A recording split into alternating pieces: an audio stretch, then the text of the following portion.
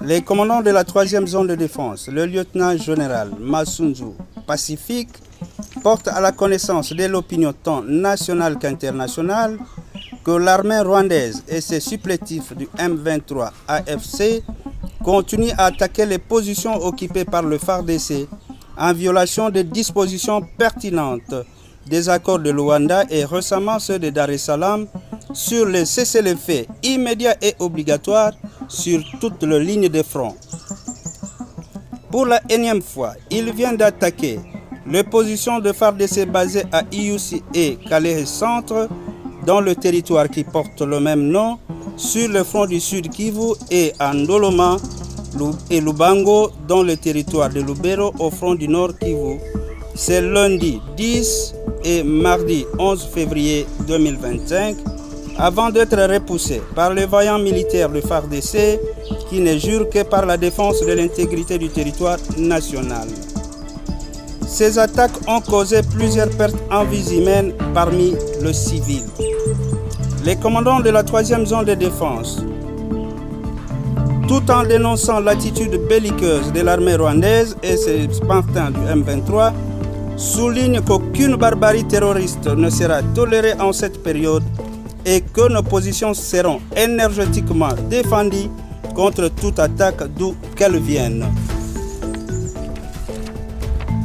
À cet effet, nous demandons à la population d'être calme et de collaborer avec son armée en dénonçant tout mouvement ennemi auprès des services de défense et de sécurité de la RDC œuvrant dans les provinces du Sud Kivu et du Nord Kivu, car tout est mis en œuvre pour la sécurité de la population sans distinction aucune.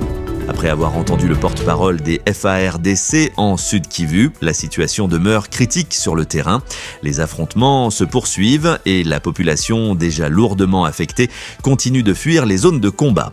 La présence renforcée des rebelles dans les centres stratégiques suscite des inquiétudes quant à la suite des opérations militaires et à la stabilité de la région.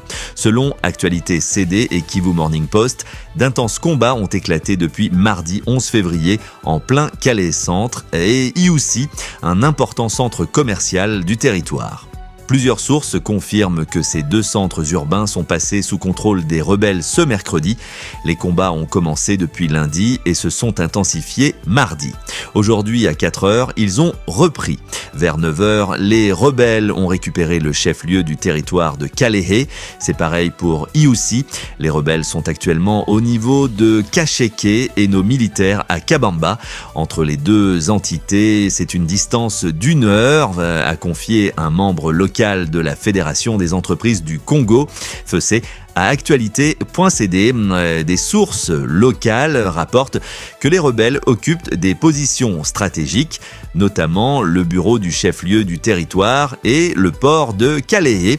Les autorités territoriales qui avaient déjà quitté la zone confirment cette occupation. Le territoire de Kalehe est occupé par le M23, toute la partie littorale de Minova jusqu'à Kalehe Centre. Il nous reste la partie du haut plateau qui comprend la chefferie de Bouloho, a indiqué une source humanitaire. Face à cette situation, les militaires congolais auraient effectué un repli stratégique pour éviter d'être encerclés. Ils ont débordé vers Chibanda. Les rebelles cherchaient à les encercler et nos militaires se sont sauvés, rapporte une autre source. Une source militaire dans la région corrobore ces informations sans donner plus de détails. À Kinshasa, l'armée indique poursuivre ses opérations dans Kalehe Centre et ses environs. Hier, mardi, on s'est battu à quelques kilomètres de Kalehe Centre et Iusi. J'aurai plus d'informations après une réunion, a brièvement déclaré le général Sylvain Ekinge, porte-parole des FRDC, à actualité.cd. En parallèle, le gouvernement condamne la violation du cessez-le-feu recommandé lors du récent sommet conjoint SADC-EAC à Dar es Salaam, Tanzanie. Kinshasa affirme que les rebelles continuent de recevoir des renforts. Kalehe Centre et Iusi, distants d'1 kilomètre, sont situés à environ 64 km de Bukavu. Selon des sources humanitaires, depuis le 29 janvier, au moins 30 000 personnes en provenance de plusieurs villages côtiers de Minova se sont déplacées vers Ijwi, Kalehe Centre, Katana, Kavumu, Mudaka et Bukavu. D'autres ont pris la direction de Bunyakiri et Kalungu.